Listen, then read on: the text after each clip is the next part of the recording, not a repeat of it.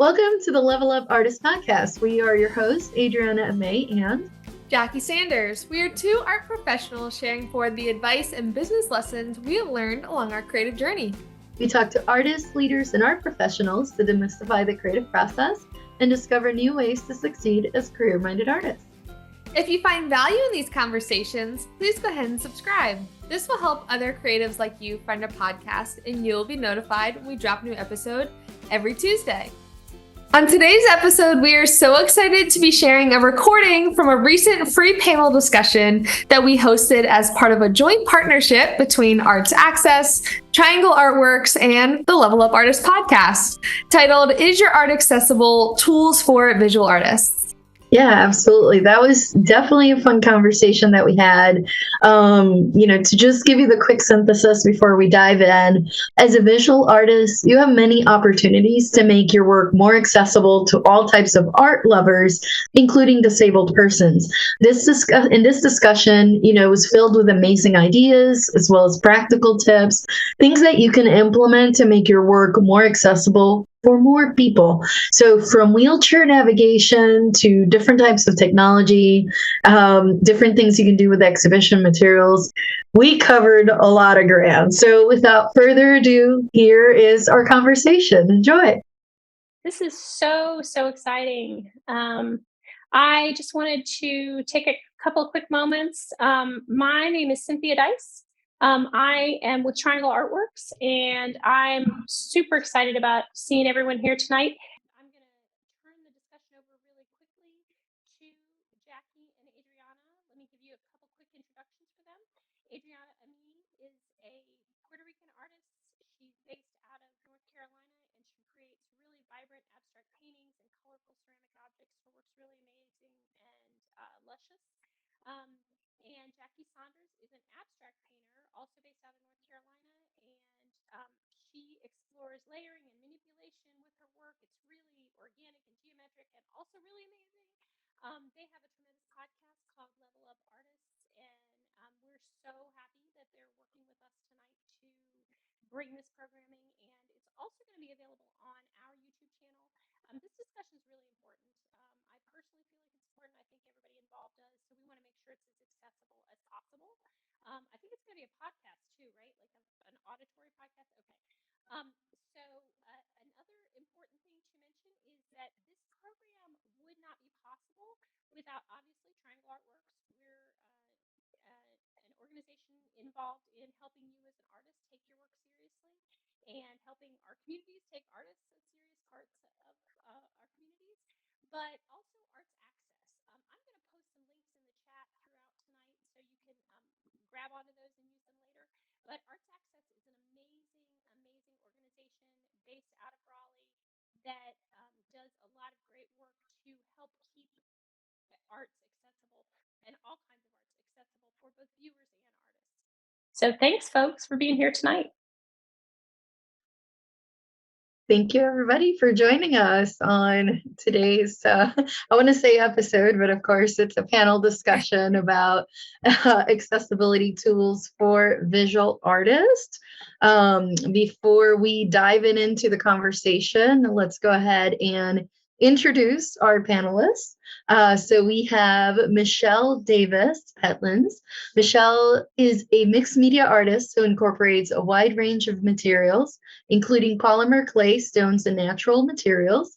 In addition to being an artist, she's also the former president of Arts Access and still serves as a board member, and is passionate about making art accessible to all people. And we also have with us this evening Samir Kanego. Samir is an artist who uses drawing, painting, poetry, and other mediums to express his point of view in the world. Through his experience as an artist and wheelchair user, he focuses on both physical accessibility as well as digital accessibility in the arts. So Michelle, Samir, of course, my co-host, Jackie, and Cynthia, who introduced us. Welcome, everybody, as well as everybody that's here this evening. We're excited you're joining us tonight. Yes, we are so excited. And as Cynthia said in the beginning, if you have questions throughout this discussion, we definitely want to hear them. So go ahead and put them in the chat, and that way we can get to all the questions at the end. But to start, Michelle and Samir, I know we are so excited to hear your points of view and just have a great discussion on this much needed topic. So let's go ahead and start with making your work as accessible as possible. Why do you both choose to present your work in ways that make it more accessible? Michelle, we'll go ahead and start because you unmuted Okay. first. All right. As Adriana said, I am passionate about this subject. As she also said, I am the immediate past president of Arts Access North Carolina. And in my own art practice, I try very hard to put myself in the shoes of the person who's viewing my work. And so I often try to think of how they will experience it, and that directs how I'm going to present it. We'll get into some of the specifics a little bit later, I think. So I just would want to say that generally.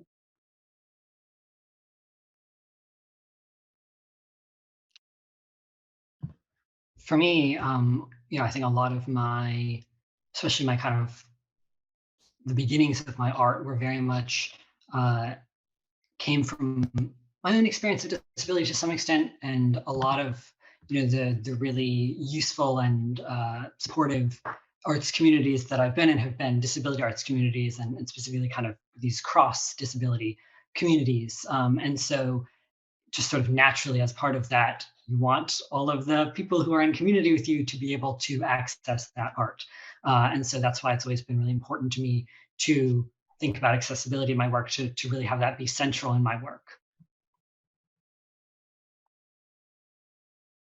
Absolutely. And I love the idea of, accessibility means different things to different people, depending on the physical space that you in, the virtual space that you're in. So let's go ahead and just talk firstly about physical barriers. When you are considering an exhibit space for your work, are there things that you look for or things that you try to avoid with with a space? Well, I would say that what I look for is the intent of the space. So if the space talks about the fact that they want everyone to be able to enjoy the work, that's one thing. And we'll talk about this later too, the labels are in accessible positions, that's always important. One of the things that I would like to do in future exhibits is to be able to make perhaps a smaller version of a large piece that I'm exhibiting that is able to be touched. Because for me, a lot of my work does have a tactile aspect to it.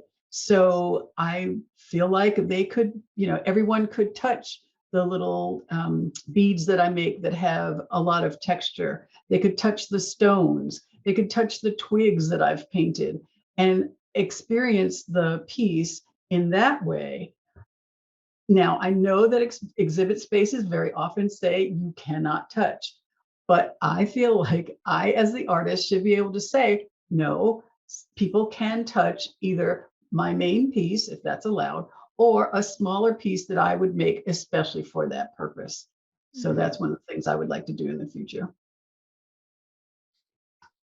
I think Michelle kind of got to an important thing with the sort of, I guess, the appetite of a space for accessibility. I think there are some kind of specific physical things that I can talk about in a moment that make a space accessible, certainly to me and to many other people. But I do think that you might have a space that on paper it meets all the ADA standards, but if the people involved in the gallery aren't really committed to making the show accessible, then that to me is less appealing than a space, even that maybe might have some slight physical accessibility challenges, but the people involved are really thinking about, okay, how can we think creatively about this space and making it accessible? So I do think that is really crucial. In terms of some of the kind of details, especially as a wheelchair user, obviously, ramps, no stairs, pretty important. Also, like the width of spaces. I've been in some gallery spaces where, maybe they have some podiums or stuff that are fairly close together. And if I'm moving in that space, I'm like, I don't want to knock over this person's stuff. It doesn't feel quite as welcoming if I feel like I'm having to like squish myself in. And then, as Michelle also alluded to, the height at which things are hung. If something's hung up really high and I have to really crane my neck, that's tough. On the other hand, if something's really low, then that could be catered for someone who has trouble bending down. So, there's not necessarily always going to be like a totally perfect, easy answer. And that's, I think, all the more reason to have, that good relationship with the people working in the space who are interested in thinking about, okay, what are the different challenges? What are the different possibilities for making this show accessible? Perfect. Thank you so much for that, Samir. I want to make a quick parentheses before we continue in our conversation. So we were scheduled to have an American Sign Language interpreter on our discussion today. And it seems like we're waiting for a replacement person. The original person could not make it. So just a quick note about that. If one becomes available, we'll of course let you know. But moving on with questions, and we'll continue on the same format. So Michelle and Samir. So how much freedom do you have as an exhibiting artist to adjust the layout and presentation of your shows to accommodate visitors with disabilities? What are some of the things you really look for in an exhibit space that would allow you to do so? Okay, so the first part of that answer is no. I really don't feel like recently I've had very much say in how my work is hung or exhibited, and that's a little bit frustrating because, as I said, that the fact of accessibility is very important to me. Again, I would just, piggyback on what Samir said. You really want to know that the exhibiting space is open to your concerns and your opinions and outlook about how your work is being experienced. And accessibility, if that's not an important aspect for them, then I don't know. I might reconsider having my work shown in that kind of a space. So I think those of you who are on the call who are arts administrators, having a really good statement about your commitment to accessibility is very important to the public as well as to the artists who will exhibit in your space.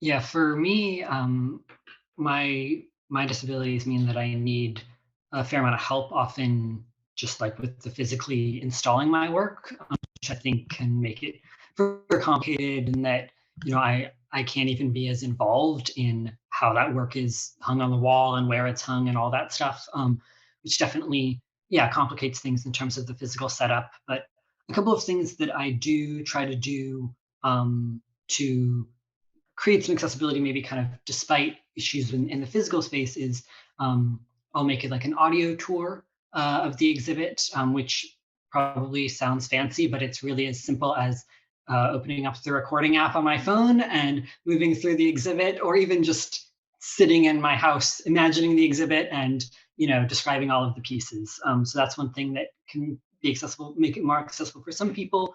I also, where possible, try to have at least some aspects or images of the show online for people who maybe find some physical accessibility issues with the gallery, or just for whom that's it's nice to have alongside. Obviously, some galleries would prefer you to not put the entire thing online while it's up, so that's because they want you to come to the gallery. So that that's kind of something to negotiate. But yeah, I think online components and audio tours are two things that are fairly easy to like work into your exhibit to make it that bit more accessible.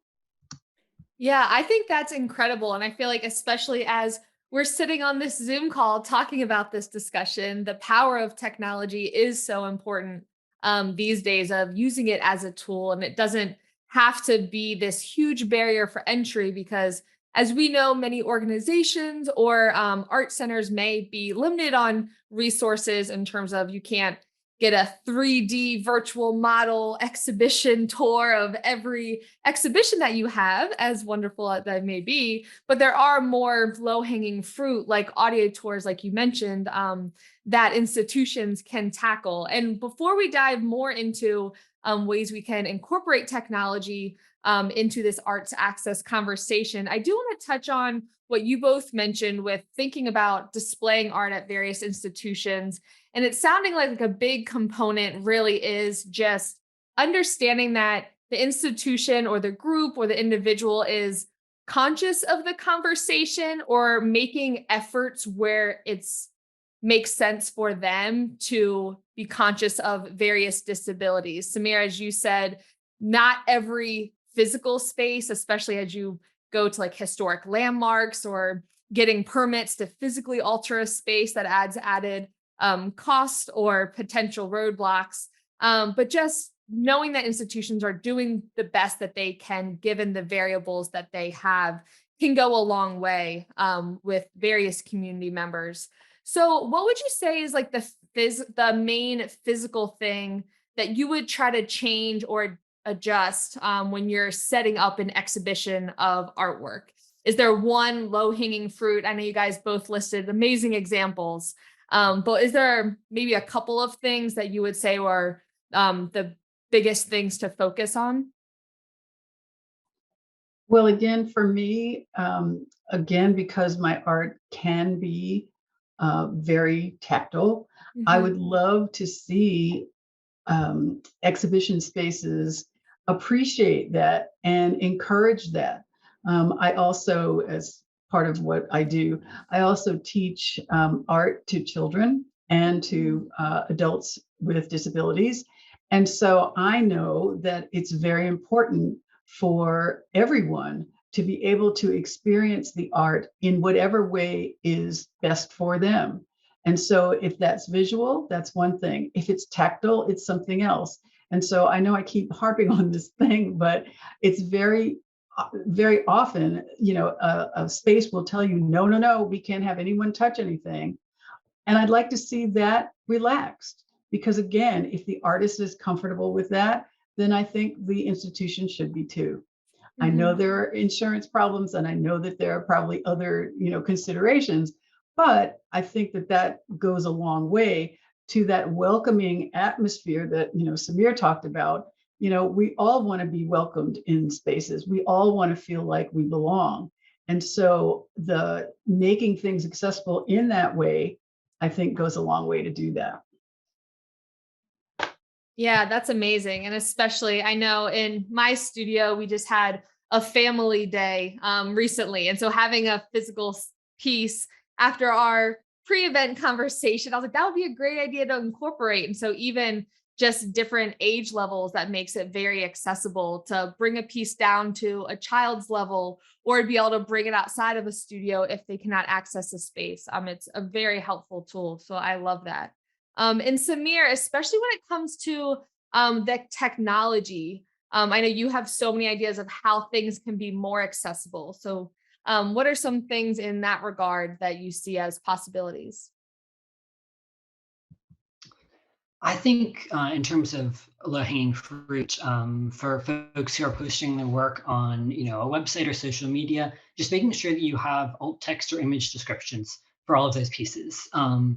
You probably already have in mind a sentence or two about, what this piece looks like and what it's about and what it says. And it's really just as simple as writing down that one or two sentences, adding it as alt text. A lot of times for a lot of some social media programs, it's good to add it sort of in the post as well, because different screen readers read stuff differently. But I think that that's one that you probably don't even have to do a lot of extra work. It's already built into most social media and website programs, and that's going to make a big difference for anyone who's accessing it with the screen reader. Yeah, that's a great idea. And I think especially as you were saying earlier too, with the audio tour of it doesn't have to be this built out video that takes huge production. It can be that the alternate text on an image describing like blue flower in a garden with the sunset in the background, textured painting, those types of adjectives to really describe like the medium of the work. And almost as if you were talking on the phone or writing an email to a friend, as if, oh, I visited this exhibition today and this was my favorite piece. How would you describe that in an email to someone? Am I getting that correct in terms of those would be the kind of descriptions that you would want to have as the alternate text on images or even image descriptions on your website? Yeah, I think that's a good rule of thumb, and even it can be a good way to develop those. To just say to someone, okay, this is what this image shows, and then you can just sort of take that down verbatim, like you said it. And it doesn't have to be complicated. Yeah. I love that. And so, Michelle, from your point of view, the incorporation of technology, can you think of any technology augmentations or extensions to an exhibition that you currently or would like to in the future work with? Well, I don't currently, but I would like to have exactly what Samir said. And what I would add to that, perhaps, is perhaps an historical background to any of the work that is being shown. Because technology is the way it is, you could have, if you had a piece that originated or had inspiration from Ghana, for example, you could have a discussion of Adinkra symbols, if that was shown in the work, happens to be something that I do. So adding not only the alt text, but the description, but a little bit of background as well, so that you enrich the experience for the viewer and give them even more than perhaps what they would get by simply reading the card that's next to the piece. Yeah, and that's a great point. As people in the chat are mentioning of cultural accessibility, really thinking of visual disabilities, physical limitations, but also age limitations, those who may not know of cultural cultures around them, to really give as much context and information to all people, meeting them where they are. So that's a huge element as well. Great for pointing that out, Michelle. And I think that also kind of gets into how, when you start thinking about accessibility in your work, it opens you up to just like thinking about your work more broadly, and making it more kind of layered. I think it's great to start from the point of, okay, here are some, common disabilities, and here's how I might accommodate them. But I think very quickly you'll realize, oh, this is actually helping me just think of my work from different sensory and different life experiences, and all these different angles. And yeah, so maybe what starts from a point of uh, really having disability in mind can go somewhere else. And which isn't to say, I think it's you still want to kind of make sure that you do have disability in mind, and you don't want to be writing some alt text that is great and flowery but like isn't useful. But I think that there are ways that yeah, there's kind of the idea some people have of alt text as poetry, and kind of thinking about adding this like written element to visual art, and then there's the cultural accessibility or just the extra background, and it can become this multi-layered thing Mhm. that is going to make it more accessible from a disability standpoint, but also is just going to make it a richer and more interesting, more layered way of experiencing the work. Yeah, and Samir, I think that's a wonderful point of really just like enriching the experience for the user, no matter who they may be, or the viewer, whoever's experiencing your artwork. Because I feel like, especially as artists, everything we do, whether consciously or subconsciously, is a choice. Everything we do as people is a choice, but we don't necessarily, we're so used to our own point of view that things that we assume are standard or we assume are obvious are actually a conscious choice. And so I think that's a great point of then when you're forced to either like question them or explain them to someone else of, oh, well, why did you hang it here on the wall and not here? Not saying one is wrong, not saying that things have to be different, but if like, it has to be a conscious choice in your work, and you may then realize the alternatives are just as good, if not better, because it allows more people to experience your work or to understand your work. Just providing alternative experiences to enrich your artwork over time, which is a great point. Those are definitely some great points. So Michelle, Samir, what are some of the barriers for adding technology that you have encountered, when you're trying to put together an exhibit, and, anything you've looked at to be able to overcome? Now, obviously, every exhibit space is going to be slightly different, so some of them are going to accommodate more than others, but just in general terms. Samir, I'll let you speak to that one because I don't really have that experience. I mean, I really think a huge one is just like time and effort. Like it does take social media and websites and stuff. That all takes a lot of time and effort, as I'm sure like most of you who do that stuff already know. Recording a little audio tour is, in the grand scheme of things, fairly easy, but it is that extra bit of time and effort. And it's a type of time and effort that I feel like often ends up falling particularly on disabled artists. Certainly there's plenty of non-disabled artists who are, committed to increasing accessibility in their work, but very often like the people who I see feeling, especially driven to put in this extra time and effort are disabled artists. And I don't want to I want people to feel like adding more accessibility features to their work is doable, but I also don't want to ignore the fact that it's extra stuff to do. And especially if, like me, you're an artist with a full-time job and, other responsibilities. And it's definitely something that I feel like I have to, make special time and space to build into my work. It's not just going to happen naturally. I'm not just going to take a couple hours and just whip it all up. It's, you do need to be really intentional about it and set aside that time and space and just mental space for it. Mm-hmm. Yeah, that makes sense. I mean, it sounds like, depending on how the exhibit is put together, there can be some frustration in terms of access, when you make your way in there and it's like you mentioned, what if I can't see it? What if I can't touch it? What if there's not enough descriptions in there? So, speaking of frustrations, right? How does it feel? Let's just go with that. How does it feel to be part of an art scene where some of what's put together, right, in terms of exhibitions and whatnot, you can't access it fully to its full full capability, if you will?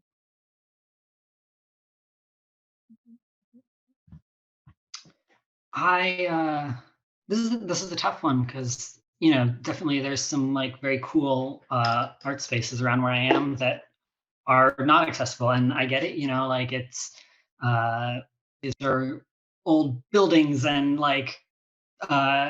cool DIY art places with itty bitty budgets who don't can't just install an elevator. But yeah, I mean, I think this is a case kind of going back to the technology thing, where it does make me appreciate, maybe I can't go there in person, but I can see stuff online, especially, if people have, written image descriptions for their images, that just makes it that much easier and more pleasant for me navigating that.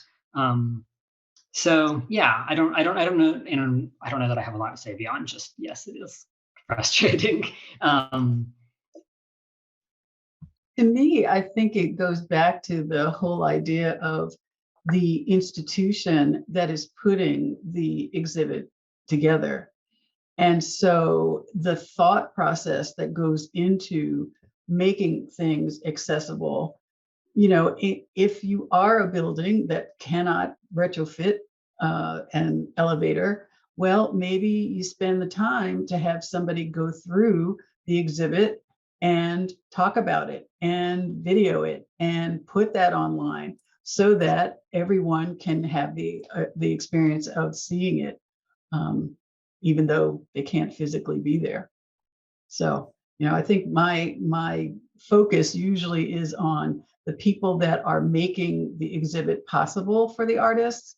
And as I keep saying, if that commitment is there and you can work with them, that's wonderful. If it's not there, then I would say they need to talk to Arts Access North Carolina and make sure that they understand that there are ways to do it that aren't, totally cost prohibitive, but there are a lot of things that they can do to at least start that journey to making their work accessible to everyone.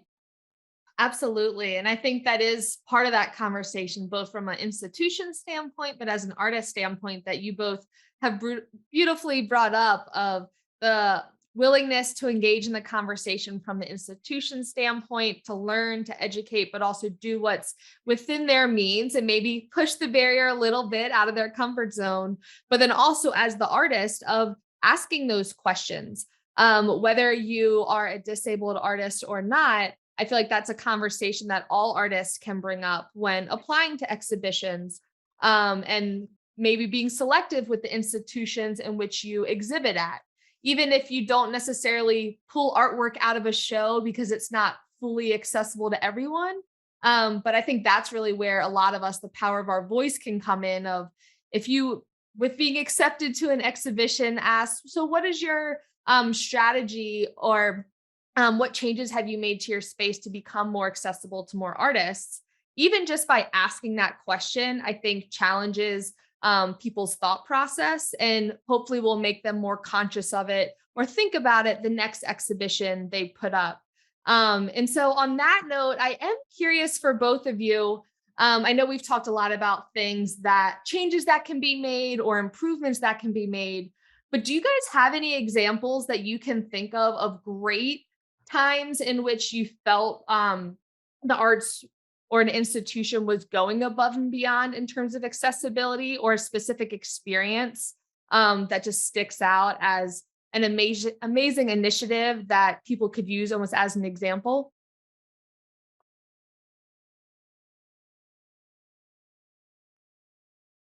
Well, I will say that again, Arts Access North Carolina does an event or a series of events called the Series of Fortunate Events. And we do it every year. And Samir is very familiar with this. And I bring it up because it is something where we always showcase the work of artists with disabilities. And that is in a variety of media. So dance, theater, fine arts, and so on.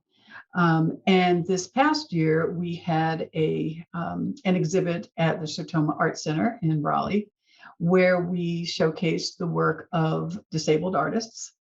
And I think that the people that came and saw that exhibit had their eyes opened because they didn't necessarily know that all of the art was done by people with disabilities. But when they learned that, I think their minds were expanded to say, oh, okay, well, I didn't know that this was possible. So I think the work of Arts Access and the way that we try to help both institutions make their institutions more accessible, and then to help artists make their work or get their work out to the public is quite important. And I think that would be a memorable example that I would give. And another thing I'd say about that exhibit at Sertoma, if I'm not mistaken, there was one origami piece, and I believe you were allowed to touch it. The artist wanted people to be able to touch it, and the gallery was okay with people touching it. Yes, so, yes, he insisted on that. In fact, yeah. So yeah, I would echo. I think in terms of in-person stuff, the Arts Access series of fortunate events stuff is great. I think an online thing that comes to mind is I believe it's called Chronically Online Gallery. It's a gallery that does work by disabled and chronically ill artists, and they had an exhibit that all of the images had. I believe they had alt text, and then also there was like an audio version. So if you prefer to click an audio thing and have somebody else read it, if you prefer to have your own screen reader read it, if you prefer to read the description yourself, looking at it while also looking at however it is that's useful to you. They had all of those options. So that's another one that comes to mind in terms of kind of also taking advantage of some of the technology possibilities. But yeah. I have a couple follow-ups from those comments from both of you that actually tie back to an earlier question that popped up as well. So I'm going to try to keep this all synthesized as much as possible. But Michelle, question for you for that exhibition that you mentioned. Is there by any chance a video record of it or any kind of write-up about it that would describe some of the things? I mean, it could just be a video in this particular case, right? A write-up, of course, also helpful. That would just show for those of us that are like trying to figure out how to make the arts accessible, even in our own studio spaces or exhibition spaces, like, since that was such a good example, that maybe we can see how were the fonts presented on labels, what did the height look like of the art pieces, like things like that. Or are there any resources, any kind of, I don't know about all of you guys, but I'm that kind of person. I'm like, can you just give me a checklist? I know it's not going to be accommodating every single person and, their specific needs, but something quick hit list that would say, height no farther than this, or label no farther than this, or this font, or things like that, either from that exhibition or any other place you can think of resource wise. Wouldn't that be nice? That'd be nice. No. Sorry, I gave you the giant question. No. Okay. So Samir, we didn't do a video, did we? I don't think we did. No, but I'm going to put in the chat the link to the exhibit site. Okay. It doesn't have a lot about the physical layout, but it does have, you can see on each page there is like an image description for the art. You can also listen to audio recordings of the descriptions on SoundCloud. It is my voice, which is weird for me to listen to. But there's a link for that. So it gives you some sense of at least the kind of online digital possibilities. Right. Yeah, that's super awesome. And for anyone who's listening to this podcast or watching on YouTube after the fact, we'll make sure that links in the notes as well. And so that's a great example. And so Samir, getting more into that, like the practical checklist or, okay, how do I actually do this?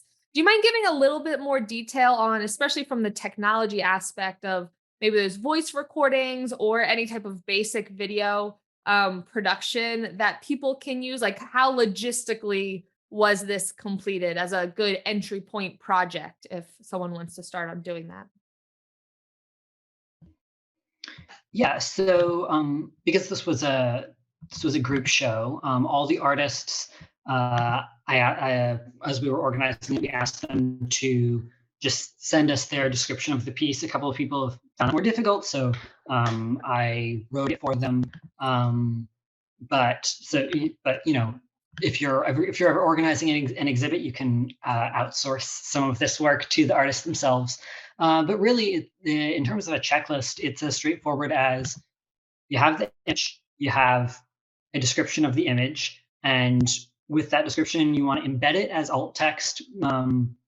This is going to look different on different sites, but if you look up how to add alt text, to Instagram, to WordPress, whatever, you can find all kinds of tutorials for the nitty gritty of that, but it's pretty straightforward. So yes, you'll have it as alt text. Best practices is to also have it as just sort of text on the web page. So if you're looking at the series of fortunate events example, if you click on a piece, there's the piece, has the alt text embedded, and then also next to it, it just has the description written.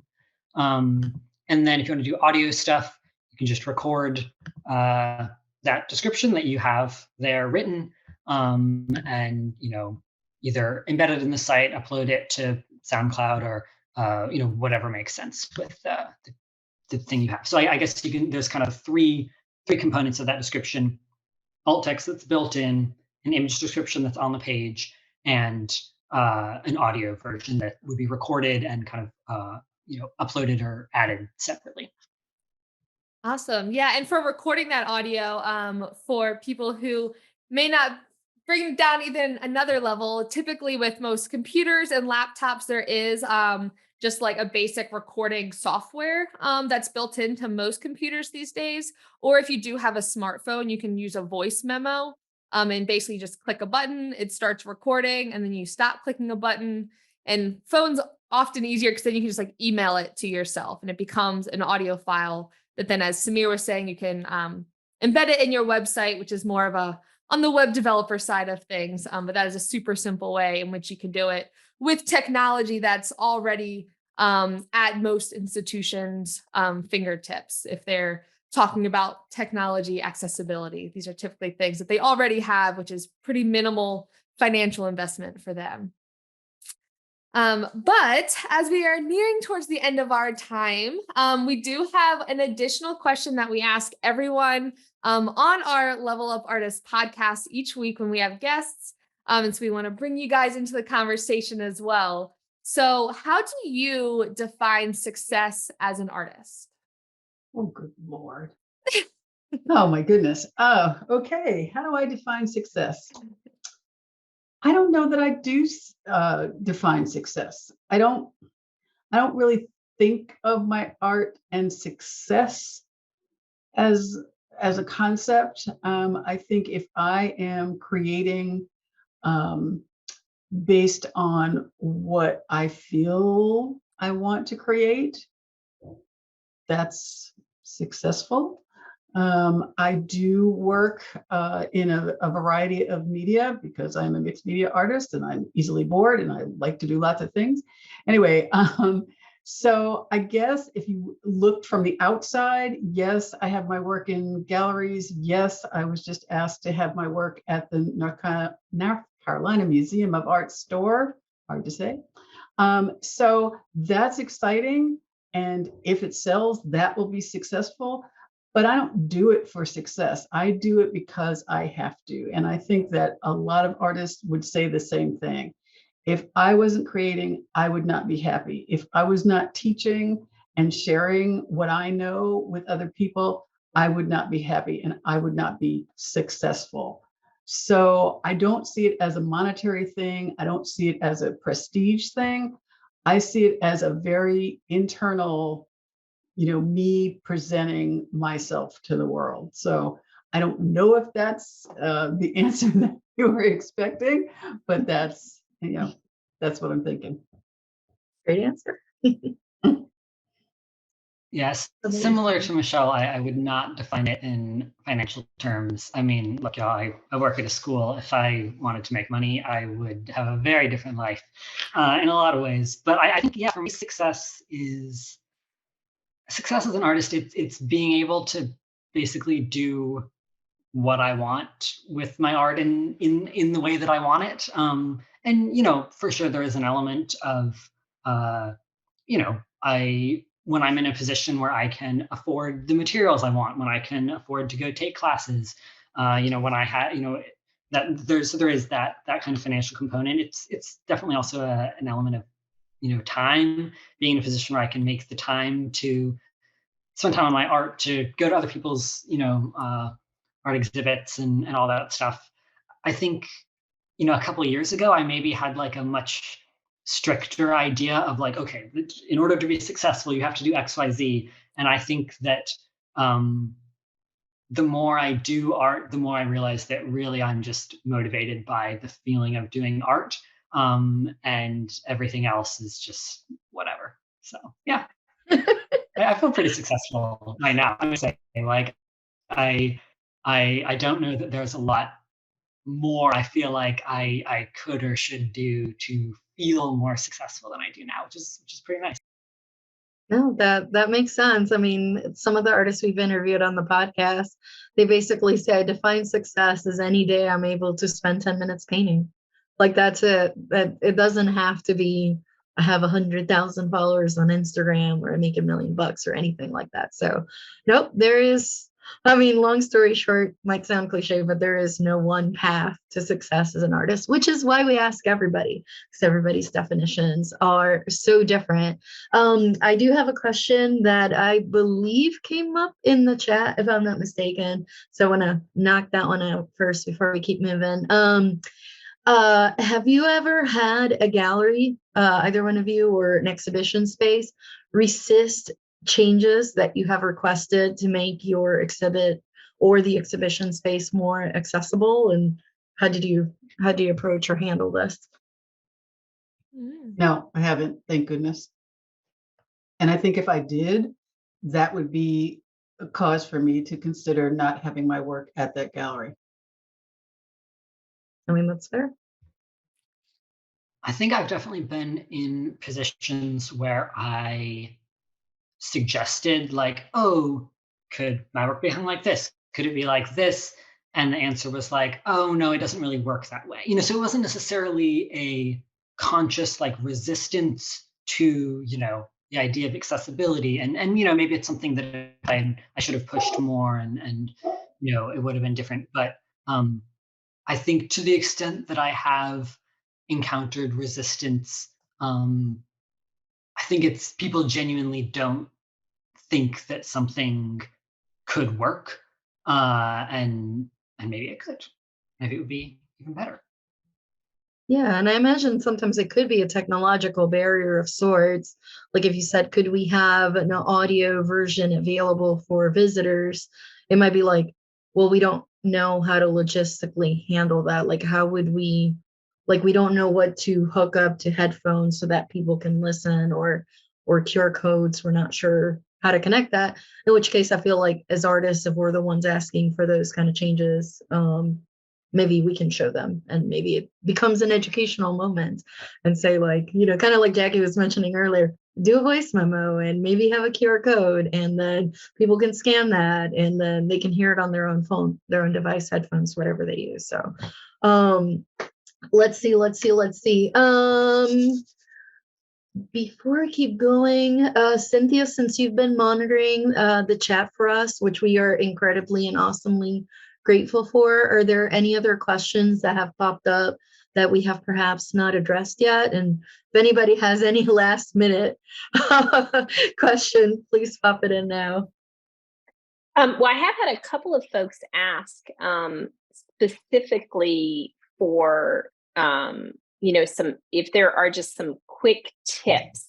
Obviously, you've talked about sort of the accessibility with the adding the voice recordings and things, but if there were any other, we've had a few people ask, which maybe you've already hit on it. These people may have already had this question answered.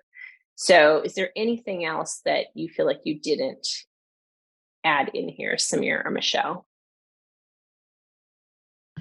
I think I saw a question, I think it was from Robin, saying that her work is completely flat. And so how could she add a tactile aspect to it or element to it? And I guess my answer would be do some experimenting. I mean, if your work is all flat, I forget what medium you use, Robin, I'm sorry. If you are a watercolor artist, yes, your work is flat, excuse me, but your paper does have texture. So you might be able to do a little sample that people could feel. They could feel the actual texture of the paper, which would give them more information about what they're experiencing. Or maybe you could use some gesso on a canvas and make it just a bit heavier than you normally would. So again, to give people that tactile experience that they may not get just viewing it. So, and Robin, let me know if that answers your question. I think in terms of like a tip for all this stuff, there's so many different disabilities out there, so many different ways that people might be interacting with their art, and so many different art forms. I think Michelle and I both do, I think, largely 2D visual art, but people in the audience may do all different things. So rather than try and come up with some like unified checklist, I think just consider your work and think about what might be some barriers or what might be some areas where you could add more different sensory elements. So, if you do visual art, then think about, okay, could be tough for people with visual impairments. So, add an audio element. If you do audio art, think, is there a way you could add a visual element? And that kind of thing. Yeah, just think about how to kind of take aspects of your work and kind of broaden them out to more different experiences, more different ways of being and knowing things. Because that's really what this is all about. Like, we could give you various tips and stuff, but I think a lot of it is just being open to considering variety of ways of experiencing things. And once you start doing that, you can find various resources online about, okay, this is how you write alt text, this is how you add, captions to your videos, all these different things. But as a starting point, just think about how different people might be able to experience your work differently. And I would also add, never underestimate the importance of your own voice, because people always want to hear from the artist. And even if you think that your voice sounds terrible on a recording, it's okay. People won't know that. You think that. So if you're talking about your work and your inspiration behind it, and perhaps some of the research that you did to get to where you are now, that's invaluable background for someone looking at your work. I would add to that, Michelle, if you don't like the sound of your voice, you can always ask a friend and maybe they Also can read it true. out for you. Also true. Also true. But I guess my experience is often at, juried art festivals. People always love to talk to me to find out, why did I choose this particular thing? What was my inspiration behind, whatever. And so I feel like I say the same thing all the time, but it's to different people, so that's okay. But it's that thing, it's that experience of being in the presence of the art and in the presence of the artist that is invaluable to people. And I see some heads nodding. So it really is something that most people don't get to experience very often. And so the more that we can give that to people, I think the better off we all will be. Yeah, I absolutely love this. I do want to do, kind of as we get towards the end, a small, tiny recap. Like I said, it's not a checklist, more of a guideline or things to think about. But that way, Michelle, Samir, anyone in the audience, if there's anything you think we've missed, this is just a tiny little recap of things to consider, if you will. So some of the things we've talked about are wheelchair navigation. So whether it's a exhibition space or it's our own studios and we're having visitors come in, things to think about. The height of where things are hung, putting it too tall or whatnot. The exhibitions labels themselves and readability. Large print materials, sensory specific pieces, like you mentioned, Michelle, like having a small one people can touch. I don't think we went too far into lighting and sensory overload, but obviously that could be a consideration if you have something that has like fast moving lights and motion going on. I think that was mostly it. And of course, we talked about some options with QR codes and having technology help us out a little bit and some things that can be housed online. So is there anything else, anyone can think of that we could add to that rough check, not quite checklist, but yeah, I think one of the biggest takeaways for me is what Samir was saying towards the end of really thinking of just what's an alternate way that you can express yourself as an artist. If we have a lot of artists here or listening to the podcast, of what are ways where you can change the work that you make and almost like, I don't know, make it in a new form. So how do you take a physical piece of work and take it into digital? Or even as Robin was questioning, like if you work in artwork that's super flat, might not have a lot of texture, what's a way in which you can make an example texture? I know I've in the past visited a museum and they had an exhibition by John Bramblett, who is a completely blind artist. And that was a huge part of his messaging and story. And one of the workshops that he conducted alongside the exhibition was showing his process, and actually had a very basic drawing of a flower, but the outlines were puffy paint. And so then the participants wore blindfolds, and he basically navigated them as if they were trying to paint this flower using puffy paint outline. And that's always stuck with me.